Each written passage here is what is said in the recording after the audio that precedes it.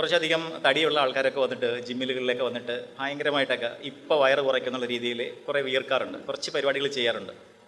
നമുക്ക് സത്യം പറഞ്ഞാൽ അവരോട് കാര്യങ്ങൾ പറഞ്ഞു കൊടുക്കണമെന്ന് ആഗ്രഹമുണ്ട്, പക്ഷേ പലരും അത് കേൾക്കില്ല. നമ്മുടെ ശരീരത്തിൽ നിന്ന് എവിടെ നിന്നൊക്കെ കൊഴുപ്പ് പോയി മാറിയാലും വയറ്റിലെ കൊഴുപ്പ് അവിടെ ഉണ്ട്, അവസാനം മാത്രമേ അത് പോകൂ. അപ്പോൾ വയറ്റിലെ കൊഴുപ്പടി കുറയ്ക്കാൻ വേണ്ടിയിട്ട് ഇപ്പോൾ അങ്ങോട്ട് ഞങ്ങൾ മാറ്റിക്കളയെന്ന് പറഞ്ഞാൽ നടക്കില്ല. അപ്പോൾ നമ്മളതിന് പറയുന്നത് എന്താണ്? നിങ്ങൾക്ക് ഒരു ദിവസം വേണ്ട കലോറി എത്രയാണ് കണക്ക് കൂട്ടുക. അപ്പോൾ ഞാൻ ഇരുന്ന് ജോലി ചെയ്യുന്ന കുറിപ്പടി എഴുതുന്ന ഒരാൾ മാത്രമാണെന്ന് ഇരിക്കട്ടെ, ഞാൻ സൈക്കിളെ ഓട്ടുകയും മറ്റു കാര്യങ്ങളൊന്നും ചെയ്യുന്നില്ല, കുറിപ്പടി മാത്രം എഴുതുന്ന ഒരു ഭിക്ഷക്കുര്, എൻ്റെ കാലറി ഒരു 1700 മതിയാകും. അപ്പോൾ ഞാൻ 1700 ഭക്ഷണമേ കഴിക്കാൻ പാടുള്ളൂ. ഇനി എനിക്ക് അമിതവണ്ണം ഉണ്ടെന്നിരിക്കട്ടെ, അത് കുറയ്ക്കണമെങ്കിൽ ഞാൻ എന്ത് ചെയ്യണം? 1700 എനിക്ക് വേണ്ടതെങ്കിൽ 1500 കലോറിയുള്ള ഭക്ഷണം മാത്രം കഴിക്കാതിരിക്കരുത്. കാരണം മനുഷ്യ ശരീരത്തിനുള്ളിൽ എപ്പോഴും ഒരു ബയോളജിക്കൽ ക്ലോക്ക്, ഒരു ജൈവചക്രമുണ്ട്, അതിനെ തടസ്സപ്പെടുത്തിയിട്ട് നമ്മളൊരു കാര്യം ചെയ്യാൻ പോകരുത്.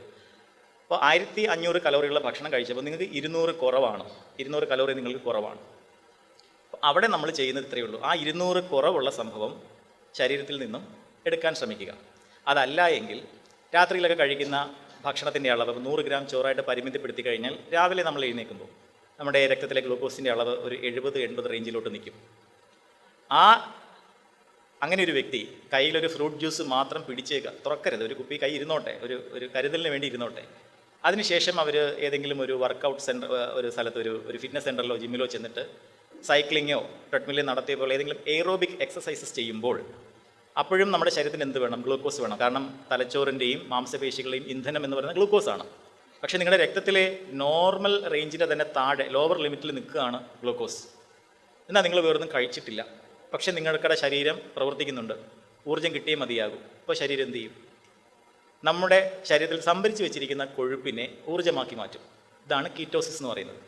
അപ്പോൾ അങ്ങനെ കീറ്റോസിസ് നടന്ന് ശരീരത്തിന് ഊർജ്ജം കിട്ടുന്ന ഒരവസ്ഥയിലേക്ക് വരുമ്പോൾ കുഴപ്പമില്ല, നമ്മൾ ഈ വർക്കൗട്ട് കാര്യങ്ങൾ ചെയ്യും. പക്ഷെ ചിലർക്ക് ആദ്യം ഇതങ്ങോട്ട് താങ്ങാൻ പറ്റത്തില്ല. ഗ്ലൂക്കോസ് കുറഞ്ഞു നിൽക്കുന്ന അവസ്ഥയിൽ വർക്കൗട്ട് ചെയ്യുമ്പോൾ അങ്ങനെ താങ്ങാൻ പറ്റില്ല. അവരെന്ത് ചെയ്യുന്നു? കയ്യിലിരിക്കുന്ന ആ ഫ്രൂട്ട് ജ്യൂസ് പൊട്ടിക്കുക, കുടിക്കുക. അതല്ല എന്നുണ്ടെങ്കിൽ ഇങ്ങനെയാണ് നമ്മൾ കീറ്റോസിസ് എന്ന് പറയുന്ന പ്രക്രിയയിലൂടെ ശരീരഭാരം കുറയ്ക്കുക. അതായത് ഈ അന്നജമൊന്നും ഒരുപാട് കഴിക്കേണ്ട കാര്യമില്ല. മലയാളിക്ക് ഇത്രയും വയറ് വരുന്നത് കൊഴുപ്പ് വാരി തിന്നിട്ടല്ല.